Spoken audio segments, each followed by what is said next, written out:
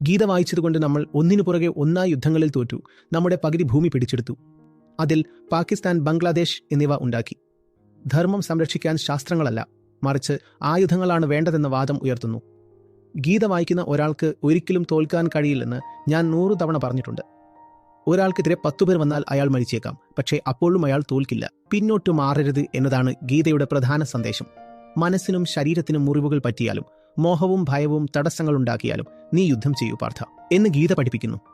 അങ്ങനെയുള്ള ഗീത വായിച്ച ഒരാൾ എങ്ങനെയാണ് 1200 വർഷങ്ങളായി യുദ്ധത്തിൽ തോറ്റതെന്ന് എന്നോട് പറയൂ. നമ്മൾ യുദ്ധങ്ങളിൽ തോറ്റത് നമ്മുടെ മനസ്സിൽ വേദാന്തത്തിന് ഒരു സ്ഥാനവുമില്ലാത്തതുകൊണ്ടാണ്. അതെ, ധർമ്മത്തിന്റെ പേരിൽ വിചിത്രമായ പാരമ്പര്യങ്ങളും അനാവശ്യമായ ആചാരങ്ങളും അന്ധവിശ്വാസങ്ങളും നമ്മൾ നന്നായി മുറുകെ പിടിച്ചിരുന്നു. ആ ആചാരങ്ങൾ കൊണ്ടും പാരമ്പര്യങ്ങൾ കൊണ്ടും യുദ്ധം ജയിക്കില്ല. പക്ഷേ ഈ ദുർബലമായ വാദം നോക്കുവർ പറയുന്നു, ഗീത എന്നും ഇവിടെയുണ്ടായിരുന്നു, എന്നിട്ടും മുസ്ലിങ്ങൾ വന്ന് നമ്മളെ തോൽപ്പിക്കുകയും മതം മാറ്റുകയും ചെയ്തു. എന്റെ തലക്ക് നേരെ തോക്ക് വെച്ചോ എന്റെ കഴുത്തിൽ വാൾ വെച്ചോ കൃഷ്ണനിൽ നിന്ന് എന്നെ അകറ്റാൻ ശ്രമിച്ചു നോക്കൂ. നിങ്ങൾ ഗീത വായിച്ചിരുന്നു, എന്നിട്ടും നിങ്ങൾ മതം മാറി.